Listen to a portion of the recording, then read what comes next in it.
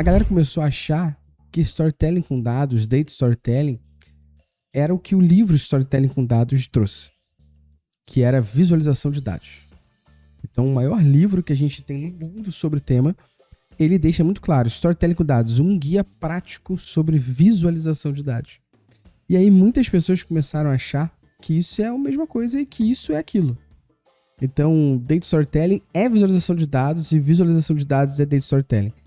E não é só isso, né? Você pode usar as emoções da pessoa que vai receber a informação da maneira com que você quer que aquele objetivo seja atingido. Então tem hora que talvez a gente não tenha aqui, ó, cara, vamos aqui porque a gente precisa que o diretor esteja puto pra gente poder conseguir esse problema.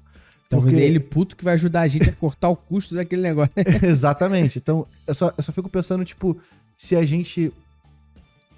Lógico, e pelo amor de Deus, lógico que todo mundo tem que ter empatia e tudo mais, mas eu digo da gente conseguir trazer a informação e deixar um pouco que você contar uma história bem não significa que você vai ser bonzinho. Não, lógico. Sacou? Perfeito. Você vai estar retratando aqueles dados que estão ali de uma maneira palatável, consumível, sacou? Para que as pessoas entendam. Acho que esse é o ponto principal. Fala aí, analítica e analítico de plantão, belezinha? Tá no ar, tá valendo mais um episódio do melhor podcast do mundo. Baseado na minha opinião, na do Luciano, pelo menos. Esse podcast é o melhor do mundo. E baseado na opinião de outras pessoas, na Luciana Fialho. Da nossa mãe também, né? Da nossa mãe também. Das pessoas que trabalham na nossa empresa. Talvez, né? De alguns clientes, das pessoas que participam. Exatamente. Porra, pelo menos tem uma boa audiência. Pra nossa convidada, esse vai ser o melhor episódio. Então. Exatamente. Porra.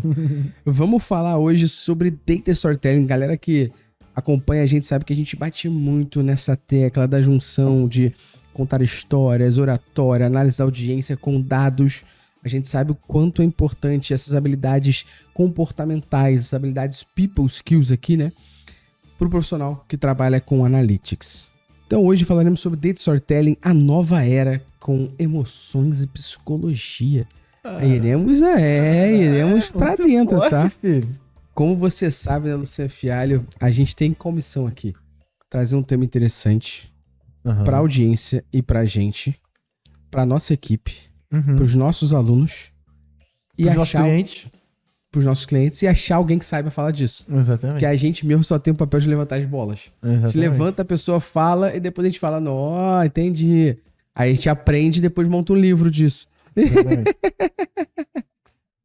Então, para poder estar aqui com a gente hoje falando sobre Data Storytelling, Sayuri Valente, seja bem-vinda ao Analytics Talk. Se apresenta aí para a nossa rapaz. Fala, pessoal, e aí? Bom, tô muito animada pelo convite aqui. Eu acho que esse tema é um dos fundamentais, principalmente para a galera aí que está querendo ingressar na área de dados ou está utilizando dados no dia a dia, né?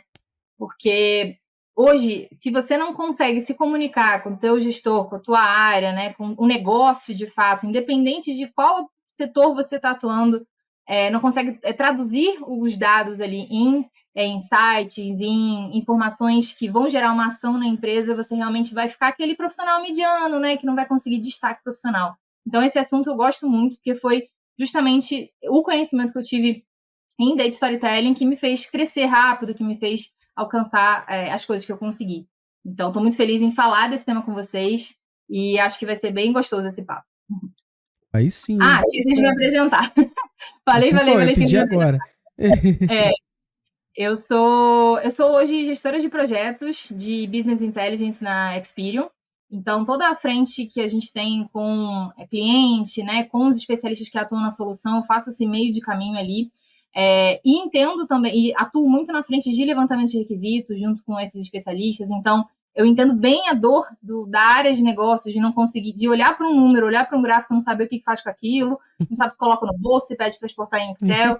Então, isso é um dia a dia muito comum que a gente tem, e a gente tenta sempre melhorar as entregas para conseguir não sofrer com esse tipo de coisa, né? Então, hoje eu atuo nessa frente de gestão de projetos, mas antes eu já atuei como analista de dados, né, consultora, então tem uma bagagem mais voltada para BI, né? E, atualmente, continuo atuando, mas mais na parte de gestão de projetos.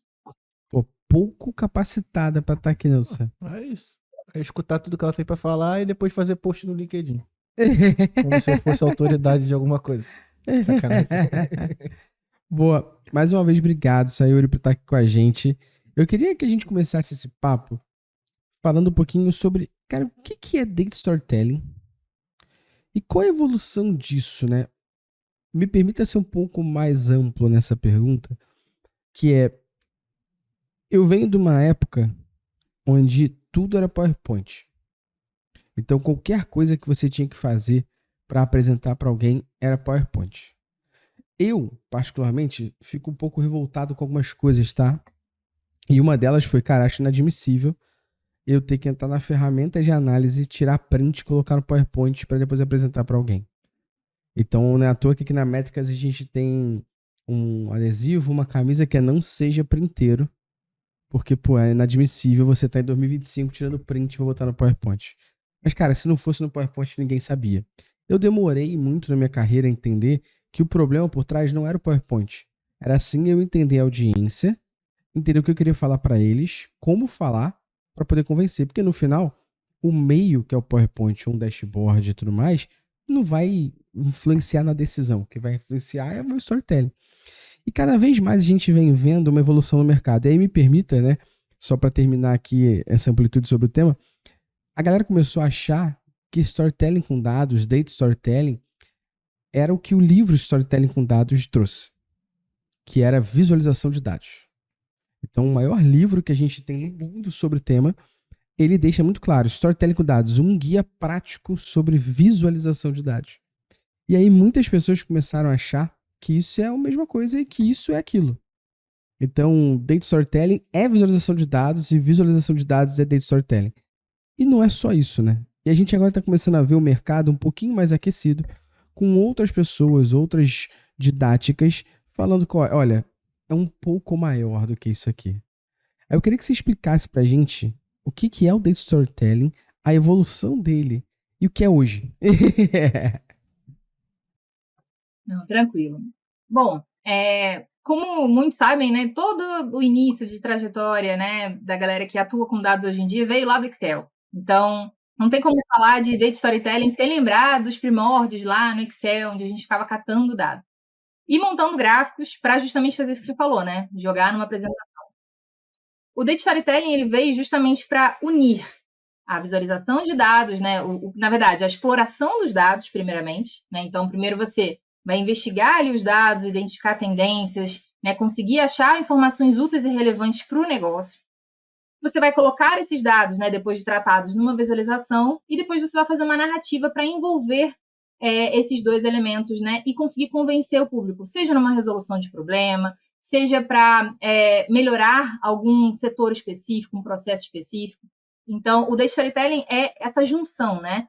Eu costumo falar que quando você tem a atenção do público, né, você gera uma conexão emocional, você consegue transformar isso em algo memorável, né? O Data Storytelling, a incorporação da narrativa dentro desse pilar, desses 3 itens, né, é justamente para você transformar aquele momento num momento que vai ser mais memorável se você comparar, por exemplo, com alguém analisando um dashboard, analisando um Excel, um gráfico, né, puramente ali separado do restante, separado de um contexto, né, de uma narrativa. Então, eu acredito que de lá para cá, né, a gente veio desse Excel, o pessoal tentando tratar dado lá no Excel, jogando para uma visualização. Agora, as ferramentas de BI, de visualização de dados hoje, elas estão em alta, né? Então, é muito raro você ouvir alguém falar que não sabe o que é um Power BI, não sabe o que é um Tableau, né? Então, estão muito em alta, mas não para aí, né? Então, se você acha que a análise de dados como um todo para exatamente no Power BI, no relatório, você está enganado, né? Porque se você tem ali um relatório, as pessoas acessam e ficam monitorando, aquilo dali não vai gerar o quê? Só o monitoramento de informações. E o Data Storytelling vem justamente para você pegar o quê? 3, no máximo 4 pontos específicos de highlights, assim, e explanar, né? Explicar o motivo daqueles acontecimentos, daqueles fatos que vocês identificaram ali, para você conseguir gerar uma solução. Então, me alonguei um pouco no conceito, mas é mais para justificar, assim, e entender a história, né, desse novo conceito. Isso você falou assim, a gente tem os livros, né, que o pessoal fala ali, que são que falam sobre o Data Storytelling, mas acaba que vai muito mais para design de gráficos, né, tipo, limpeza de dados, deixar os eixos que não fiquem redundantes e tal. e acabam esquecendo de falar que é o principal, que é o quê? Juntar tudo, né? Consolidar para um público-alvo específico. E um ponto importante também do conceito de data storytelling tem uma diferença, né? Tem o dashboard, que eu comentei, né, que você também falou, que o pessoal acha que termina tudo em dashboard, que é o que a gente chama de story frame, propriamente dito, que é o quê? É algo exploratório. Então, o propósito dali é você explorar os dados, o foco é mais amplo, você vê que tem várias pessoas com perfis diferentes acessando aquele mesmo relatório. Lá é automatizado, então atualizou os dados atualizam, né? A entrega é mais dinâmica. Ali você pode fazer filtros, pode fazer drill down, né? É um uso mais múltiplo. Agora, quando você está falando de data storytelling, você está falando mais da explicação, né? Então, ali, o público-alvo é mais restrito, a sequência ela tem que ter uma linearidade. Então, por exemplo, se você está no dashboard, você fez um filtro de loja. Cara, toda a sua, entre aspas, história mudou porque você fez um filtro. Já no storytelling, não, você vai preparar antecipadamente, né, antes da apresentação de resultados, né, de onde você vai falar sobre isso, você vai preparar como se fossem registros estáticos do que você quer embasar a sua narrativa. Então, ali, o uso é mais explicativo, o uso é restrito, né, porque é um público-alvo mais específico para aquela informação que você vai fornecer. E um ponto importante também hoje em dia a galera acha que a apresentação de resultado tem que ir todo mundo. Todo mundo tem que ir gestor, diretor, analista de dados, o cara lá da TI, que vai falar que o dado não atualizou porque deu um problema. Não, então o storytelling, né, quando a gente pensa nisso, a gente tem que lembrar também do público-alvo. Então, para não confundir storytelling, né, com story framing, que é essa visão de dashboard que o pessoal acha que é a mesma coisa, mas acaba não sendo, né? Pô, perfeito, cara. Concordo muito com você. Eu ia trazer só um ponto de vista. Aqui na Métricas, eu nunca me vi como especialista em visualização de dados, tá? E acho que eu tô longe disso. Muito longe. Inclusive, da meu pensamento sobre storytelling com dados, é a coisa que eu menos gosto, menos sei e por conta disso mais pratico e estudo. Para mim, storytelling com dados, ele tem 4 pontos, beleza? O ponto número 1 é o storytelling, que é você entender a tua narrativa que você vai contar. Então aqui a gente fala muito sobre você, usar as técnicas do drama, lá do Gustavo Freytag, o cara que inventou a ação de queda, o clímax e tal. Aí você tem um segundo cenário, que é, dentro do storytelling aqui, você usar, por exemplo, a técnica 3Q mais copy, que é a técnica que a galera de jornalismo usa. Você tem a técnica da Pixar. Isso é storytelling. Aí o segundo pilar que você tem é a audiência, que você muito bem trouxe aqui. Como é que eu vou poder contar uma história, que técnica eu vou contar essa história, sem saber para quem é? Se eu não souber quem é minha audiência, quem é o público, e não só o âmbito da audiência geral, né? Que é um homem, mulher, não. É um âmbito da audiência sobre quem é a pessoa que está nessa reunião, como você bem trouxe. É ela que decide sobre aquilo? Ela decide sobre aquilo com mais gente? Eu preciso entender quem é minha audiência. Aí eu entro no terceiro ponto, que é a minha visualização, que não necessariamente precisa ser um dashboard, como você muito bem trouxe. A minha visualização pode ser a história que eu quero contar, conectada com meus pontos, que pode ser um PowerPoint, pode ser um dashboard, pode ser apresentar o relatório, vamos dizer assim, que é o ponto que a gente vai bater aqui já já. E por último, é a oratória.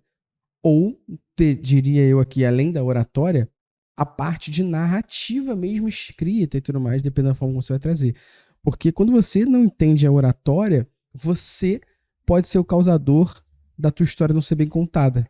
Mesmo você entendendo sua audiência, mesmo você aplicando as técnicas de storytelling, mesmo você criando visualização de dados boa, mas você não sabe passar aquela informação. Você não consegue se comunicar com a audiência. E aí, o quarto pilar, cara, ele é tão fundamental quanto os outros 3 da minha visão. E eu demorei a entender isso, porque na minha visão, inclusive, quando eu lia sobre oratória, tem livros, né? Tem um livro bem famoso sobre faça apresentações igual o TED, uma coisa do tipo assim, que fala muito sobre oratória. Eu achava que oratória era o gogozeiro, sabe? Aquela pessoa que sabe enrolar geral e tal, um Paulinho Gogó da vida, sabe? Eu achava isso, uma coisa do tipo assim, tipo aquele, olha lá, o gogozeiro. É a lábia, né? Não é oratória. Lábia. Cara, não é porra nenhuma. Na verdade, muitas dessas pessoas, inclusive, que tem lábia, não sabem nada de oratória. Ela só enrola mesmo, embromation fudido. Quando eu entendi isso, eu comecei a entender melhor a oratória, entendi a importância dela. E aí foi quando, pra mim, quando eu falo de storytelling com dados, entrou esse pilar. Que é, cara, se eu não souber falar e me comunicar, não adianta de nada que eu tô trazendo. E talvez o problema, nesse tempo todo de carreira, quando eu tava naquele momento apresentando alguma coisa, era que eu não sabia transmitir para as pessoas aquilo que eu queria da maneira que eu queria. E aí, pra mim, storytelling com dados virou esses 4 pontos aqui. Que é, tipo, entender sobre storytelling, audiência, visualização e oratória. Você tem que saber contar essa história. Por que eu tô levantando essa bola, tá, Sai? Tô levantando essa bola pra gente entrar pro segundo ponto. Que é, cara, qual a diferença, então, mediante a tudo isso que você trouxe, o ponto que eu trouxe aqui também agora, qual a diferença, então, entre apresentar dados e contar uma história? Porque tem muita gente que acha que contar a história é apresentar os dados, mas não é apresentar o relatório, por exemplo. A gente poderia discorrer aqui qualquer coisa depois sobre qual a diferença de relatório, dashboard, né? Pode explicar pra gente a diferença entre apresentar dados e contar uma história com dados? Bom, quando a gente está apresentando dados, né, basicamente a gente está fazendo recortes, seja de um dashboard ou de uma análise muito específica ali no seu Excel, e mostrando esses números consolidados numa visualização. Você só está basicamente filtrando, né, aquele conjunto, aquela massa de dados e mostrando ali o resultado final. Ah, as minhas vendas são essas, minha venda aumentou, por exemplo, minhas vendas caíram 20%. Beleza, isso você está apresentando os dados. Quando você conta uma história, né, com base nesses dados, não. Você pode, ao invés de falar minhas vendas caíram, não. Como que o comportamento dos consumidores fizeram com que a minha venda caísse? O que eu vou fazer com essa informação? Quais os possíveis insights, né? Quais as minhas possíveis ações que eu posso ter com base nisso? Então, quando você contextualiza, quando você tem um objetivo final, né? Seja resolver um problema, seja superar algum ponto específico de queda, por exemplo, de vendas, nesse mês, você está colocando uma história e não simplesmente trazendo uma informação bruta. Um ponto importante também que eu vejo em muitas pessoas analisando dados é que elas ficam contando com a memória, né? Então, vai lá atrás, eu faturei 3 bilhões. Beleza, e o que o seu gestor vai fazer com isso? Se você não tem um comparativo, se você não está olhando para a sua meta, se você não está pegando aquele valor e vendo se o meu concorrente está faturando isso também, ou o meu ano anterior foi maior ou foi menor, então você acaba tirando um pouco do que realmente o público-alvo precisa ver, né, de informação.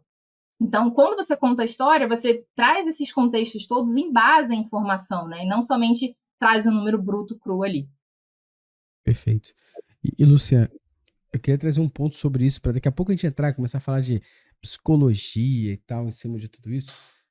Mas uma parte para mim que é mega importante de tudo isso é sobre a confiança que a gente tem nos dados ali, né, Sai? A ponto que a gente está trazendo aqui é a apresentação, em cima dos dados que você trouxe. Mas existe um grau de preocupação aqui, que é você tá apresentando aquilo que está correto. Não está enviesado e aquele dado é confiável, porque a pior coisa que pode acontecer é na hora de você apresentar alguma coisa, alguém questionar que o dado tá errado, você vê que tá errado, acabou o teu storytelling inteiro, né? Porque se esse dado estiver errado e mudar tudo que você trouxe, já era. Então eu queria que o Luciano trouxesse um pouco aqui quais são os cuidados que as pessoas têm que ter nesse passo também anterior, que é garantir que esses dados estejam corretos e como faz isso uma questão de data quality aqui, vamos dizer. Né? A gente tem o trabalho que eu acho que tem vários trabalhos, na verdade, né? Mas o principal quando a gente vai fazer e apresentar alguma coisa é a gente tentar se atentar a quem são as pessoas que a gente vai falar, a gente se atentar sobre qual tipo de comunicação a gente vai utilizar. Só que eu acho que a galera esquece, na maioria das vezes, desse dever de casa que tem que ser feito antes da reunião, tá? Que é tipo, não é só você se preparar do ponto de vista prático. Poxa, eu vi aqui que esse cara é um pouco mais pragmático, então eu vou tentar enumerar um pouco mais as coisas que eu tenho que passar. Não, esse cara aqui é um pouco mais influente, e aí, eu vou tentar. Tudo isso a gente já tem que fazer, óbvio, senão a gente não consegue se comunicar. Mas conseguir garantir consistência, confiabilidade, todos esses pilares de data quality por trás dos panos te deixa mais confiante. Porque imagina só, se você tivesse essa informação já de cara, ou que você deixasse no final da tua apresentação um status sobre a confiabilidade, consistência, completude dos dados que a gente tem. E aí, tu decide como que você vai querer utilizar isso. Se a sua plateia for um pouco mais difícil, você pode usar isso de maneira introdutória, ou, pô, ó, gente, para poder trazer, por exemplo, você foi pego num cenário onde um diretor chega no momento que você tá apresentando, mas esse dado tá errado. E aí tu ficou com aquela cara de Pokémon fudido, tá ligado? Quando ele fica com o xizinho assim no olho, quando ele perde todas as energias. Você ficou com essa cara. Pô, na próxima, talvez, a gente não tenha que trazer uma introdução só pra poder dar aquela espinetada no teu chefe e falar assim, pô, ó, aqui, ó, os dados estão com essa confiabilidade, essa completude, em cima das taxas e as métricas que você vai analisar pra poder calcular isso. Esse é o básico, né? E aí, do outro lado, o cara que vai apresentar tem que estar muito ligado à galera que tá coletando essas informações. Até para ele poder entender se esse plano de mensuração que vai virar uma apresentação tá de acordo. Por exemplo, poxa, a gente vai definir aqui inicialmente, e eu acho que esse é o ponto principal, né? A maioria dos problemas do mundo é falta de alinhamento de expectativa. De comunicação. Né? Não, de alinhamento de expectativa. Porque, poxa, tem um caso que você fala bastante que você tá numa reunião e aí você vai explicar o que é o MQL. Porra, pra cada gente é um público específico e vai ter um jeito de interpretar isso diferente. Entendimento diferente, né? A mesma coisa acontece quando a gente tem que falar sobre uma determinada métrica que vai ser utilizada para conversão. Perfeito. Então, pô, o que é o sucesso do meu trabalho? E isso tem que estar muito ligado a negócio, né? Porque, tipo, eu não posso falar aqui que o meu sucesso do trabalho sei lá, o usuário clicar no menu do search e isso não impulsionar nenhuma alavanca de negócio. Então, esse alinhamento de expectativa no pré, tu vai ver que vai poupar muito dos problemas que você tem no durante e no depois. Que é você não ser pego no meio de calça riada. Aqui no Rio a gente fala calça riada. Tomar calça riada. Mas a galera pode falar desprevenido. Porque, poxa, mas esse número aqui tá estranho. E por que tá estranho? Tu tem que ter essa resposta de cara, sacou? E você tem que ser o responsável por poder garantir essa confiabilidade, completude e consistência dos dados que você tá trazendo para essas reuniões. Então, a parte de qualidade dos dados, ela é um dever de casa feito a cada 1, 2, 3, uma semana, foda-se, por dia, você vai automatizar, que seja. Mas ela é um processo que não pode ser negligenciado, porque a gente acaba, na hora, tomando esses arriões das calças que a gente toma na vida, sacou? De um número parecer uma coisa, ou de você trazer uma métrica que as pessoas ficam assim, mas o sucesso de uma campanha de mídia é esse? Ou seja, tu levar uma métrica que nem faz parte do ecossistema das métricas. Então, o alinhamento de expectativa para definir essas métricas, e eu sei que eu falo muito aqui do sonho, né? Porque a gente tem a nossa empresa e a gente faz o que a gente quiser aqui dentro. Mas no cenário de mercado de trabalho, também tem que ser feito esse alinhamento de expectativa para poder definir, o que define o sucesso de uma campanha de mídia é isso daqui. O que define o sucesso da jornada do usuário é isso aqui. Mas SEO tá olhando para isso daqui, sacou? Isso é exatamente o que a gente faz com os clientes da consultoria. Exatamente. Exatamente isso, né? Definir e alinhar essa expectativa faz parte do processo de qualidade de dados, pô. Porque se eu não souber quais são as métricas que eu tenho que cuidar, eu vou cuidar do quê? Sacou? Então, tipo, é uma série de deveres de casa que a gente tem que ir fazendo pra poder chegar lá e não tomar aquela calça riada.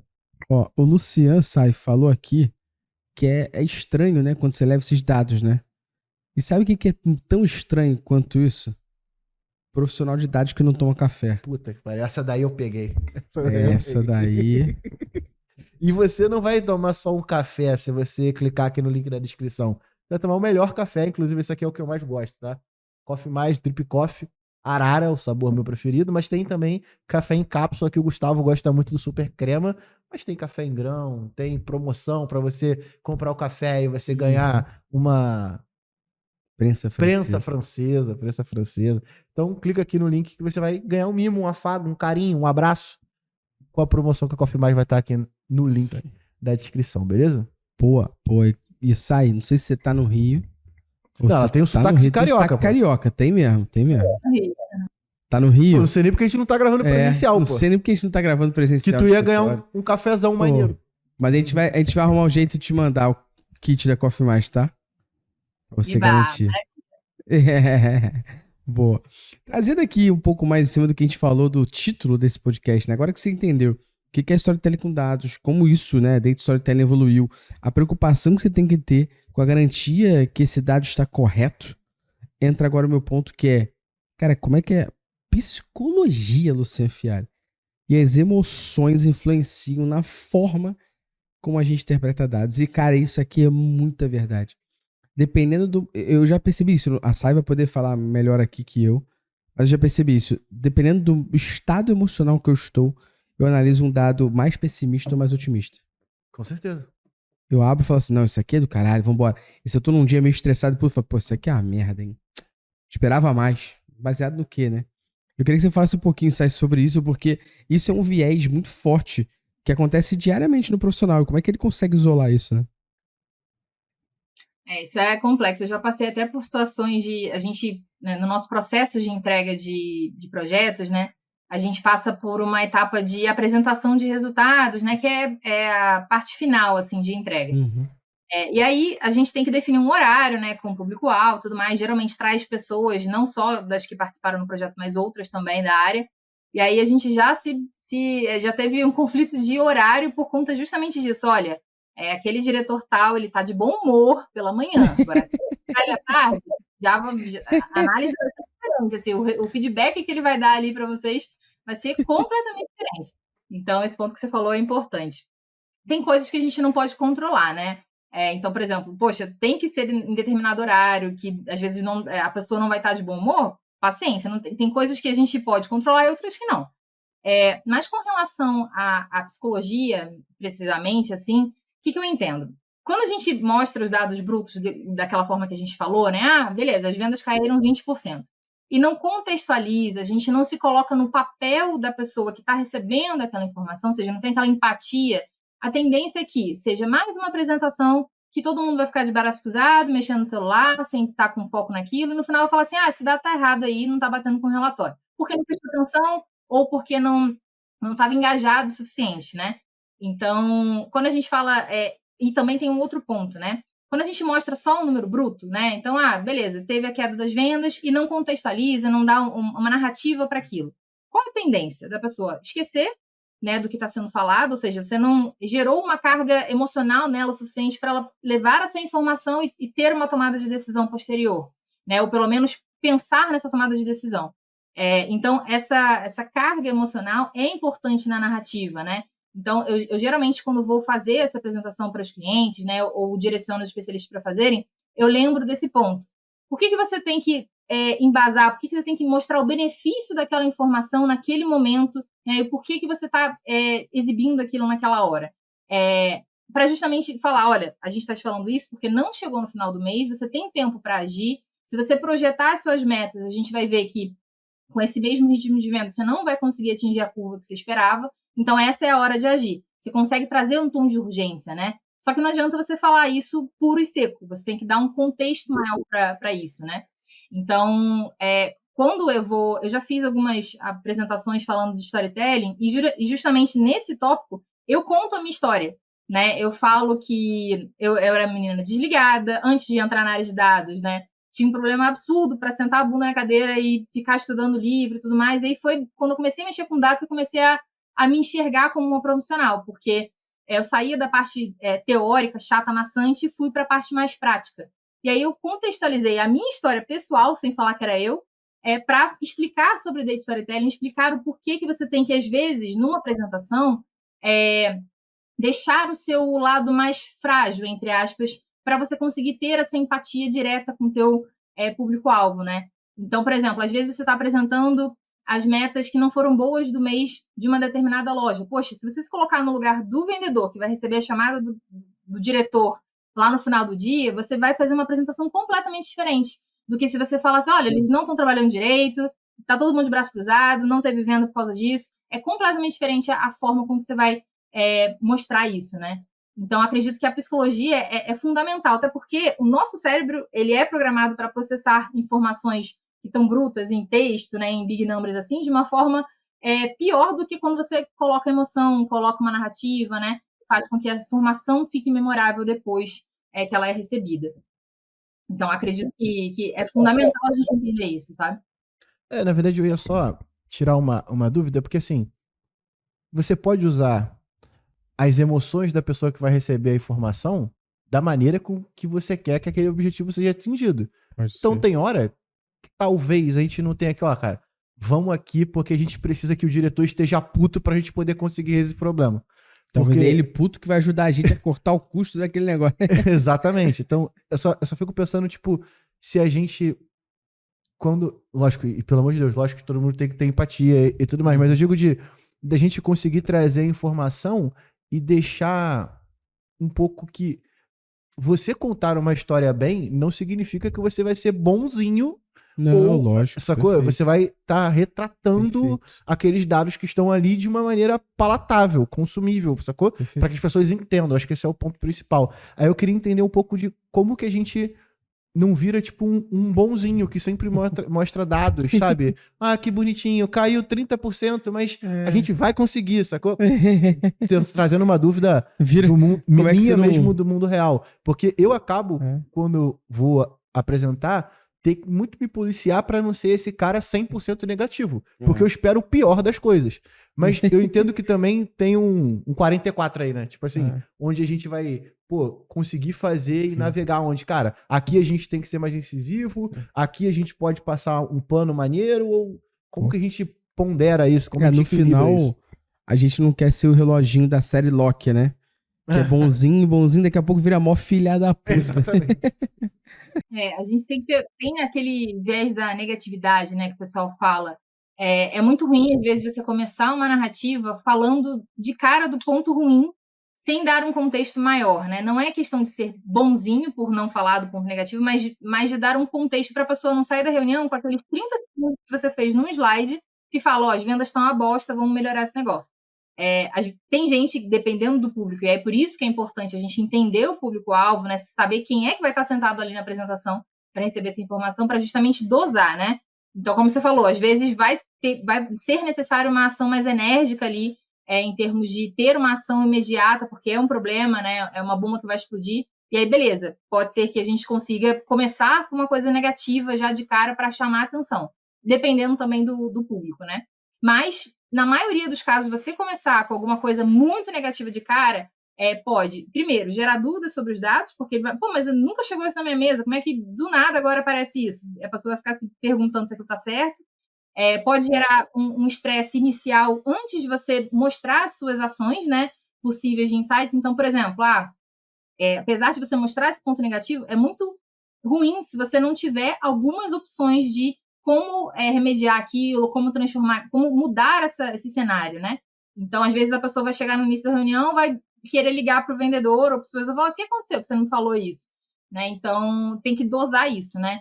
Tem a questão também daquele viés de ancoragem, né? Quando você, às vezes, começa com uma informação que não vai impactar diretamente no resultado, ou então não está na sequência certa de ser apresentada em tela, isso também pode impactar o resultado final, né? Que você quer ali de uma tomada de ação, né? Enfim, tem que ter bastante cuidado, assim. Claro que não é algo que você vai ver uma regra num livro falando, se o diretor for assim, assim, assado, você vai fazer assim, assim, assado. Não, mas é algo que também depende da experiência, né? Perfeito. Eu acho que tem um ponto interessante em cima disso tudo também, cara, é que tem muita gente que traz um dado frio demais, sem trazer a explicação do porquê. Eu sempre falo isso pra todo mundo, né? Acho que pra muita coisa na nossa vida, o contexto sempre é muito importante. Então, quando eu chego e falo assim, nossa, fizemos 1 milhão de vendas, para muita gente vai olhar e falar assim, 1 milhão é muita coisa. Mas se você souber que o meu custo foi de 1 milhão, você fala, não foi nada. Porque você fez 1 milhão, mas trouxe 1 milhão de custo, você não ganhou nada. Então o contexto é mega importante. Então eu vejo muita gente trazendo métricas frias sem contexto. E esse contexto é explicar e contar a história por trás disso. Então como é que a gente consegue transformar esses números frios de fato nessa história que as pessoas entendam? O exemplo que eu queria trazer aqui é de um tempo atrás, quando eu trabalhei numa empresa. Não é nem da métricas não, mas quando eu trabalhei numa empresa mesmo. A gente foi levar um dado mostrando como as pessoas que viam pro site diante de uma promoção faziam a gente perder dinheiro. E como é que eu trouxe isso, né, no início? Eu poderia simplesmente trazer o seguinte, olha, todas as pessoas que vêm para o nosso site através da campanha tal, que é feita na mídia tal, fazem a gente perder dinheiro. Então, eu poderia trazer um número frio, assim, por que é fazer perder dinheiro e tal? E na época eu lembro que eu levei de outra forma, eu levei o quanto a gente estava deixando na mesa por fazer campanha usando aquela mídia. Então eu falei, olha, nós poderíamos estar fazendo tantos milhões se mexêssemos em algumas arestas aqui, vindo numa campanha tal. E aí entrei no contexto e expliquei o que era isso, porque no final das contas eu estava falando o seguinte, a gente fazia campanhas de desconto em ar-condicionado. Só que quem compra ar-condicionado compra o que depois? Nada, porra. Você não tem o que vender. E aí, o nosso CRM não impactava essa pessoa direito, porque simplesmente impactava com aquele e-mail, tipo, olha as nossas promoções do site varejo como um todo. E eu tava mostrando como isso era prejudicial. Porque trazia muita gente para comprar ar-condicionado, porque o nosso ar-condicionado era barato, porque no Lifetime Value a gente vendia. Não, no Lifetime Value a gente não vendia. Porque ninguém fazia nada direcionado para fazer essa pessoa converter. E aí minha aresta foi o seguinte, cara, a gente pode trazer campanha, mas para fazer isso que vocês estão trazendo, estão querendo dizer que é o Lifetime Value, temos que trabalhar com CRM como a gente faz alguma coisa pra galera que compra ar-condicionado. Porque essa galera não volta e compra de novo. E eles demoram até 12 meses pra comprar de novo. E sabe que eles compram daqui a 12 meses? A pequena parcela? Ar-condicionado. Então não tem lifetime value nisso aqui. E eu trouxe desse jeito, contextualizando um pouco dessa forma. Porque um número frio falando que algo não tá vendendo e algo é prejudicial não diz porra nenhuma, né? A gente precisa conectar isso a alguma história e principalmente, né, sendo acionável. Mostrando pra pessoa o que a gente faz. Porque a gente tá cansado aí no mercado, né, ter de engenheiro de obra pronta, né? Que espera alguma coisa acontecer, pô, podia ter feito de outro jeito, hein? Pô, por que lá na concepção tu não falou isso? Então a mesma coisa é você apontar uma falha sem nenhum tipo de melhoria na sua cabeça. Eu queria que você explicasse como é que a gente pode fazer essa conexão. De não trazer um dado por si só, mas trazer um dado que conta alguma coisa e como a gente faz essa conexão acontecer. Perfeito. Uma das análises que a gente mais gosta de fazer nos nossos clientes, principalmente para setor comercial, né, é a análise RFV, né, que justamente Receita ele frequência. segmenta clientes de acordo com a recência, a frequência, o valor de compra, e aí fica mais fácil para o usuário, né, para o tomador de decisão, ver aonde está o problema, né? Se a gente classificar ali um cliente que compra pouco, em baixo valor, em um tempo muito espaçado ali, a gente consegue focar no problema. Então, esse ponto que você falou de trazer números frios, né? A venda caiu. Mas por quê? Porque aqueles clientes que eram, há 12 meses atrás, campeões, ou seja, compravam muito em alto valor e com pouco intervalo entre as compras, ele não está mais comprando. Por quê? Porque falta vendedor entrando em contato, falta mídia para trazer ou clientes novos ou a recompra. Então, o grande problema dos números frios, eu acho, assim, primeiro, a falta do entendimento de quais números impactam naquele valor, seja diretamente por venda, ou seja naquele ponto que você falou do lucro ali, também, né, a despesa associada, seja também pela falta de foco. Então, quando a gente olha o número baixo de venda, a gente fica procurando, qual o vendedor que vendeu menos? Não, mas às vezes não é culpa do vendedor. Às vezes é a culpa de uma página de vendas que está com problema, às vezes e que a gente vai identificar só depois. E uma outra coisa também que eu acho válido, né? Sempre quando você mostrar um problema, né, tenta projetar para chamar atenção, né? Para transformar aquilo em algo mais impactante em forma de apresentação, tenta projetar esse problema por um período maior. Porque agora eles vão ver só um déficit de 5% das vendas. Mas quando você acumula aquilo, se manter, né? Até o final do ano, cara, vai ser um rombo absurdo. E aí sim vai chamar a atenção. Aí os diretores vão abrir os olhos e caraca, realmente vai ser um problema complexo, né? Se a gente deixar a bola rolando até o final.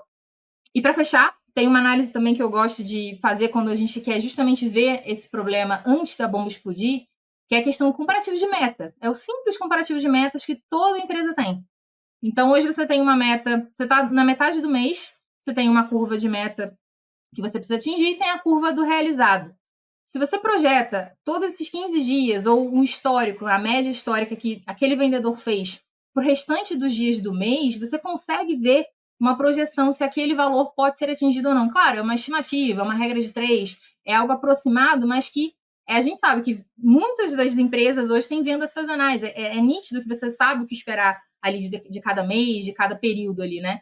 do ano. Então, quando você projeta isso, você consegue ver o problema antes. Então, entra muito com relação com o que eu falei, né? De você projetar o problema para frente e ver, poxa, será que vai dar problema lá na frente ou não? E claro, se vamos supor, não ia dar problema, mas a gente agiu. Ótimo, porque as vendas aumentaram, a gente conseguiu prever um problema e aumentar as vendas, né? Então, eu acredito que é cruzamento de informações, entender esse ponto de o que impacta naquele valor e a gente tentar trazer esse problema esticado a longo prazo para ver onde o buraco vai afundar mais, né? Eu acho que tem um outro ponto interessante aqui da nossa conversa, que é como que a gente consegue equilibrar essa precisão ou mentalidade analítica a uma narrativa mais envolvente. Por que eu tô dizendo isso, né? Porque é muito comum, e acho que a gente tem essa separação quando a gente entra na faculdade, né? Exatas e humanas. E aí a gente tá falando aqui com quem? Exatas ou humanas, né? A gente tá falando da junção disso. Quando a gente fala de data storytelling, a gente tá falando de pessoas de exatas falarem e terem oratória e comunicação, e pessoas de comunicação serem técnicas e falarem sobre dados.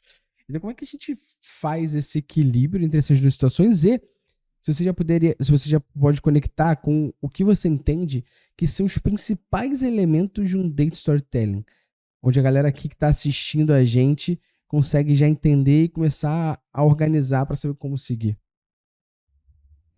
Perfeito. Acho que aquilo que foi falado inicialmente ali, sobre a questão da confiabilidade dos dados, né, a gente tratar aquilo, conseguir validar. Uma das etapas que a gente costuma fazer, antes mesmo de plotar um gráfico num visual, num dashboard, né, antes, né, de você montar a narrativa ali, é justamente bater os valores, porque aquilo que você falou de nomes das mesmas coisas, né, e às vezes você está olhando para uma mesma métrica, mas áreas diferentes chamam de formas diferentes ou calculam de formas diferentes, isso impacta diretamente no que a pessoa vai ver. Então, você fazer esse alinhamento inicial, olha, vamos chamar de faturamento bruto isso. Isso é o faturamento bruto, isso daqui teve um aumento por conta disso. Você deixar a base, né, sólida da informação exibida ali para o usuário, né, ou para o público que está assistindo essa apresentação é fundamental. E uma coisa muito importante também, fonte, né? Já vi várias empresas que têm duplicidade de informação. Então, se você não deixa claro da onde está vindo a informação quando você está apresentando, até mesmo quando você está fazendo um relatório ali para mandar para alguém, enviar por e-mail, você está correndo muito risco de alguém ficar te ligando, te perturbando, falando, o número não está batendo e tal, porque ela vai estar olhando em fonte errada. Então, você explicitando isso, né, aonde vem a informação, às vezes um tratamento específico do dado que você está fazendo. Então, por exemplo, a gente tem um cliente, às vezes, sei lá, uma barbearia. A barbearia trata de diferentes formas a preferência daquele barbeiro para aquele cliente. Então, às vezes, você está no mesmo horário, você vai lá cortar o cabelo e fazer uma barba. Uma pessoa corta o cabelo e outra pessoa faz a barba. Só que você pode tratar profissionais que tenham essa preferência pelo cliente ou não de forma diferente. Ou você faz uma média, né, dos serviços aplicados, ou então você escolhe, basta que tenha um profissional associado a essa hora de serviço que já vai ser válido. Então, a regra de negócio também impacta, né? Então, tudo isso tem que ficar claro para a pessoa que está vendo. E eu sei que é difícil, assim, eu sou mais técnica, né? Com o tempo fui tentando aprimorar essas técnicas de oratória, de me comunicar com pessoas não técnicas. Às vezes é difícil a gente tentar explicar, às vezes, um condicional que a gente aplica lá na nossa base de dados para falar assim, isso aqui não é venda, isso aqui é devolução, a gente está fazendo dessa forma. Às vezes é difícil a gente falar para alguém de negócio. Só que isso é um exercício diário, constante, da gente explicar. Porque quanto mais a gente detalha como a gente está fazendo, corre menos risco da pessoa ter alguma confusão lá na frente, né? Perfeito. Mas como que fica isso com relação... É foda, porque eu sempre uso exemplos esdrúxulos, beleza? Mas é porque tem que ser a prova de animais, beleza? Tem que ser o cachorro... E eu vi esses dias alguém que tava falando sobre isso, né? Tem que ser tão explicado, mas tão explicado que se você falar pro seu cachorro, ele entende. E aí eu fico pensando um pouco nisso sobre... beleza, a gente tem que ter esse alinhamento de expectativa, mas... Esse alinhamento de expectativa sobre as métricas, ele é uma progressão didática, né? Porque não dá pra gente, a cada nova reunião, a gente explicar quais são as fontes dos dados, sacou? Então, qual é a melhor maneira da gente, dentro dessa esfera de storytelling, conseguir educar as pessoas sobre essas estruturas? Porque, assim, Beleza, qual é a fonte dos dados? Pô, isso é algo que eu vou falar lá no início do ano, sacou? Talvez. Eu não vou, ou eu vou trazer esporadicamente, ó, gente, só para poder deixar tudo muito claro, a fonte é essa. Qual a melhor maneira de dosar? Porque eu fico pensando assim, porra, beleza, é ótimo a gente explicar e alinhar esse contexto com a pessoa que vai estar, mas a toda reunião é foda, sacou? Eu só tenho 30 minutos de atenção do cara para poder passar isso daqui. Então, como que a gente consegue cercar as pessoas para poder elas. A gente não tem que ficar explicando a mesma coisa em toda reunião, pô. É tipo isso. Bom, excelente essa pergunta. Difícil de responder, porque eu também passo por isso no dia a dia aqui, né? Tendo que repetir algumas informações. Mas eu encontrei 2 formas de fazer isso, né? A primeira não é tão eficiente assim, porque a gente sabe que ninguém lê e-mail direito. O pessoal parece que está no ônibus, com tudo mexendo, num terremoto, e não lê direito a informação. E a outra é diferente, mas é interessante. A primeira é a questão da gente fazer o alinhamento prévio, né, do objetivo da reunião e de algumas dúvidas comuns que o pessoal costuma ter. E a outra é você deixar disponível durante a reunião como se fosse um FAQ de site, sabe? Então, quais são as possíveis perguntas que o pessoal costuma fazer? Deixa num lugar, seja no chat, um link de chat, alguma coisa assim, para que, pô, se a pessoa tiver alguma daquelas perguntas, sei lá, 4 perguntas principais, assim, 3 no máximo ali, para o pessoal clicar e ver, beleza, legal, essa fonte de dados aqui eu já sei de onde é, beleza, entendo. Para você não ter que retomar. E aí pode ser que alguém levante a mão e fale, mas qual é a fonte dos dados? Mesmo tendo aquela informação visual ali para acessar. Você não pode falar, animal, tá no chat. Entendi, obrigado. Ali e facilita. Eu já fiz isso em 2 ou 3 reuniões e foi útil, porque o público era muito grande e não tinha como parar para atender cada uma das dúvidas, né? Essa é uma boa dica. Uma boa dica. Essa é uma dica essa boa, da né? faca é muito essa forte. É boa, vai usar hoje já, né? Isso. Não, até porque a gente já tem um glossário disso. Sacou? Então, seria interessante mesmo. E aí, desculpa, eu vou cara. Pô, você tá empolgado, vambora. Porque a gente tava falando, e você tava falando, na verdade, sobre a parte da confiabilidade dos dados e tudo mais. E pra você, isso são 2 pessoas? A pessoa que apresenta é a mesma pessoa. A pessoa que apresenta é a mesma pessoa que garante a coleta e a confiabilidade desses dados ou não? São 2 pessoas? Vai depender do projeto, do tamanho da empresa, da organização da empresa, né? Às vezes pode ser a mesma pessoa, mas eu acho difícil que seja, porque geralmente a galera mais técnica não é a galera que tem habilidades para apresentar, fazer uma apresentação para um board executivo, né? Geralmente são pessoas diferentes. Então, com a questão da confiabilidade, eu acredito que sejam pessoas diferentes, mas a pessoa que está apresentando, ela tem que minimamente saber, né, da onde vem aquela informação, como que foi tratado, tipo, o mínimo, básico necessário, né, para caso tenha algum ponto de levantamento durante a apresentação ali. Mas, em geral, são pessoas diferentes, né? Se forem a mesma pessoa, facilita ainda mais, né, que a pessoa vai ter na ponta da língua ali para responder. Eu queria pegar ainda no que dos elementos e tentar deixar ainda um pouco mais tangível pra galera, Sai. O que seriam os principais elementos de um bom data storytelling?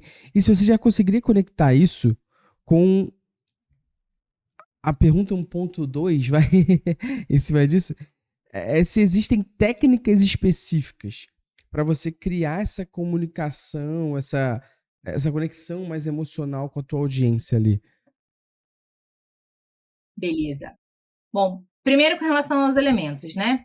É a sequência tradicional que o pessoal costuma conhecer, né? Que é você, primeiro, ter dados precisos, confiáveis, relevantes, porque, cara, já cansei de ver gente lutando para, caraca, mas esse volume de dados está gigante. Gente, você não está usando, você está usando tudo que você tem disponível, você não precisa de tudo. Às vezes você precisa focar em algum fato específico, né? Então, a base da história precisa ter dados precisos, relevantes, confiáveis. Você precisa estabelecer a narrativa, né? Sempre com uma pergunta-alvo principal. Eu geralmente recomendo, cara, não passa de 3 tópicos chaves ali em relação à tomada de decisão, porque, cara, numa apresentação de 30 minutos, né, você consegue falar de 1,5, um tópico e meio. 3 é o máximo, porque 1 hora é o tempo de reunião que eu acredito que seja máximo ali que a pessoa consiga ficar te ouvindo falando. Então, saber a narrativa, saber o problema que você quer chegar ali nos finalmente, ou a solução que você quer implementar, é fundamental para você ter esse fio, né? Aonde você quer chegar. A visualização de dados para embasar o que você está falando. Então, cara, se você digitar num slide, tem tanto de aumento de crescimento, tipo, às vezes não é suficiente. Às vezes você tem que mostrar um gráfico evolutivo para mostrar o comparativo disso com o restante do período, né? Para você mostrar que, não, isso daqui é real, não é só o que eu estou falando, né? Trazer um contexto, né? Então, por exemplo, não adianta nada você focar, às vezes, só na métrica do mês, sem olhar o restante, sem olhar mercado, sem olhar benchmark, sem olhar meta. E público-alvo, né? Isso é um dos fatores que eu mais vejo a galera pecando, que é tentar enfiar numa reunião para economizar tempo, traz todo mundo de vários níveis, de vários setores para mostrar a mesma informação, que às vezes vai ser interpretada de forma diferente. Ou 10% daquele público-alvo todo que vai estar realmente interessado no que você está falando. Então, acho que esses elementos são os principais para você conseguir realmente aplicar o Data Storytelling, né? E com relação a técnicas assim que eu costumo usar quando eu vou fazer a apresentação com dados, assim, né, é muito tentar envolver o público, não ficar somente eu falando. Então, por exemplo, eu já dei treinamento, já dei palestras onde eu monto enquetes durante a apresentação para justamente fazer ele refletir, fazer ele levantar a mão. Se ninguém levantar a mão, eu vou puxar alguém. Para justamente falar sobre o tópico que eu estou abordando, né? Porque às vezes a pessoa tem uma perspectiva diferente. E antes da apresentação, tentar pegar insumos, né, de mais de um perfil de público diferente, né? No sentido assim, às vezes você vai falar de faturamento. Tem faturamento comercial e tem faturamento financeiro. Às vezes trazer duas visões diferentes, você sabe que o público vai ter essa diferença ali, é legal para você falar no mesmo tom, na mesma linha de raciocínio que eles, né? Uma outra coisa legal de você fazer também por exemplo, tentar trazer alguma analogia. Então, às vezes, você vai falar de queda no faturamento, você pode correlacionar, às vezes, com um período específico que a empresa passou, né? Ou então com, sei lá, claro, tem que tomar cuidado para não expor dados específicos de pessoas ali, né? Mas se você puder pegar algum exemplo de um vendedor, às vezes esse vendedor já entrou, já saiu e tal, tipo, o dado dele não vai fazer muita diferença ali, mas trazer um exemplo palpável de um vendedor, de um supervisor que teve um bom resultado, às vezes é legal para você trazer aquilo, deixar aquilo mais tangível, não somente um número, sabe? Imagina se você estivesse na escola, o pessoal, os professores chamassem por um número. Você ia se sentir um Zé Ninguém, né? Então, às vezes, você dá nome às coisas, né? Trazer algo mais palpável para eles é legal, né? Criar um personagem. Toda vez que você tiver que citar um nome de alguém, você cita o João Alfredo ou o Wesley Álvaro, sacou? E aí, tipo, toda vez que você fosse referenciar alguém de cada área, tu tem um nome pra você não expor os dados de ninguém. Que, inclusive, é um ponto importante que ela trouxe aqui, que é exatamente, né? Porque a gente tá dentro de um ambiente onde a gente fala sobre privacidade, só que a gente fala sobre a privacidade do aspecto do usuário tá acessando o meu site e ele não quer ter acesso às minhas informações.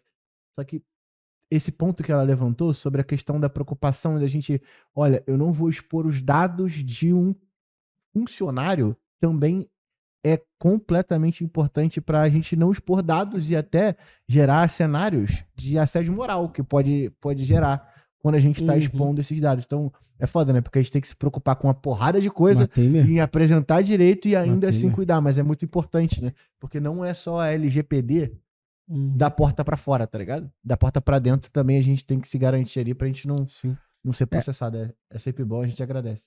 Um outro ponto que eu trago aqui em cima dessa conexão cara, você pesquisar sobre essas pessoas antes de você falar com elas. Seja você conhecendo elas ou não, tá? Então, por exemplo, eu tive um diretor já um tempo atrás. Na verdade, vou nem falar diretor não. Pô, trazer um exemplo legal. Um prospect que a gente tava negociando, que ele cuida de sócio-torcedor, né, de clube de futebol. Só que o cara que tava falando com a gente, ele torce pro mesmo time que eu. Ele tem bom gosto e torce pro Fluminense. Eu já sabia. Como que eu sabia? Porque eu sabia pelo contexto que eu já tinha esbarrado com ele no jogo e tal.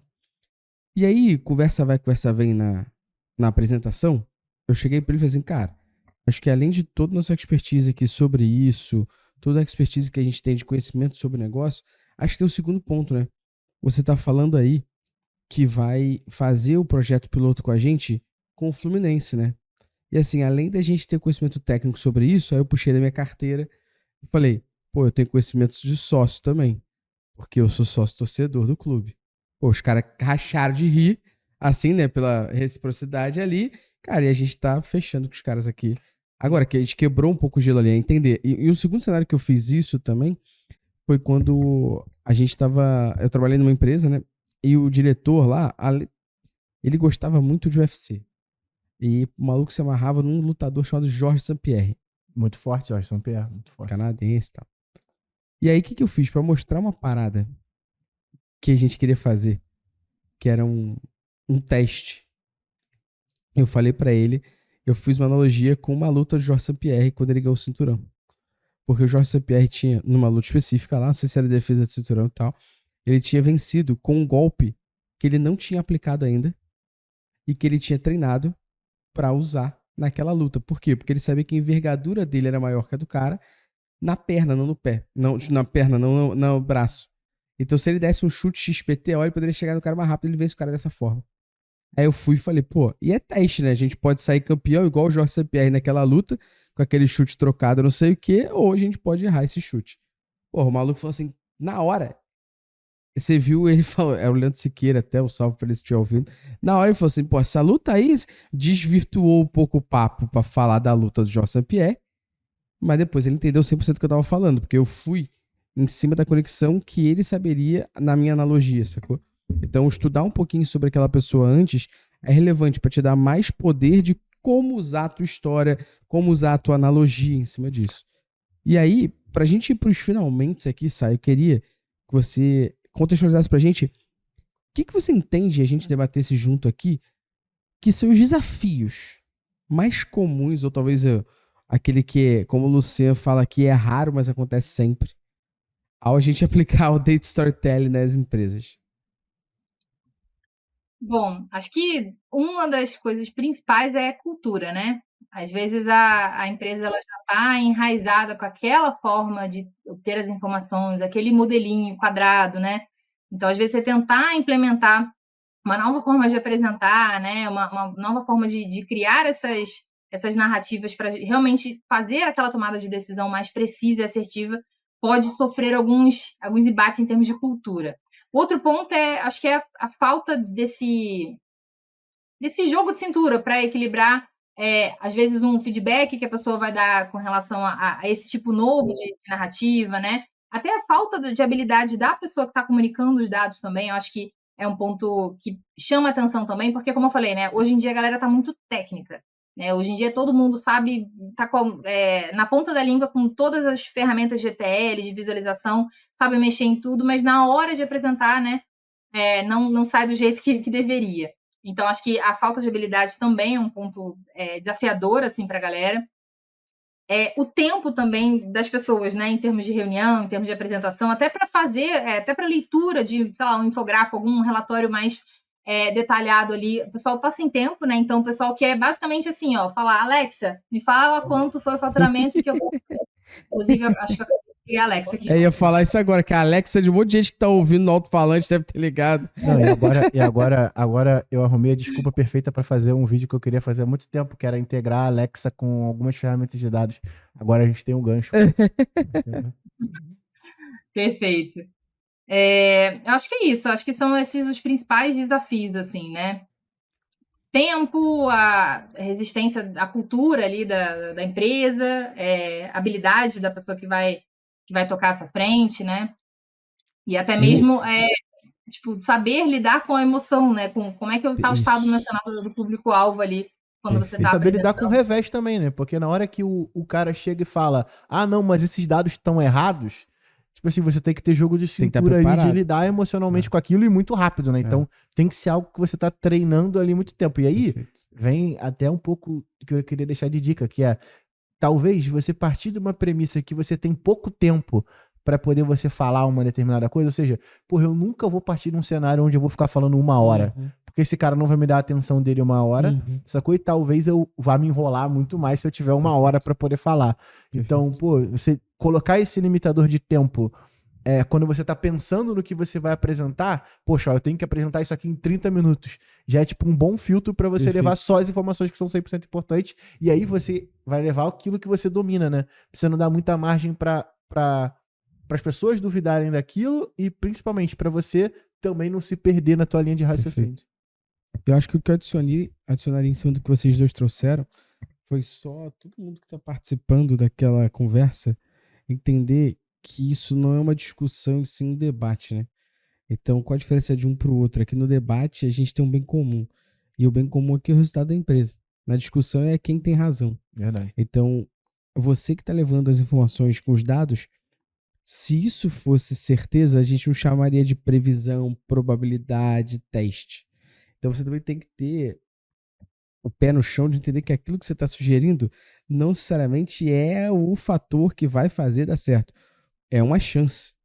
E a pessoa também que está consumindo aquela informação, aquele debate, aquela conversa, entender que ela não está falando da SAI. Ela está falando sobre o resultado da área, entendendo junto com ela como a gente potencializa isso. Ou por que isso foi bom.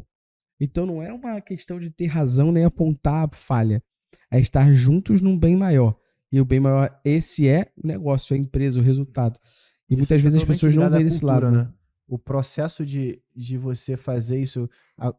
Eu sempre tento, às vezes, ser um pouco pessimista, mas o processo de você colocar empatia nisso pode ser o que vai desenvolver essa cultura de que você está ali propondo soluções para que todo mundo ganhe dinheiro. Porque no final, se você bota dinheiro no bolso do seu chefe, você bota no seu, você bota nos seus colegas e por aí vai. Isso é um ponto de deixar bem alinhado. Sai, muitíssimo obrigado por esse papo incrível aqui sobre Data Storytelling. E eu preciso deixar um recado final pra galera aí, de onde a galera te encontra.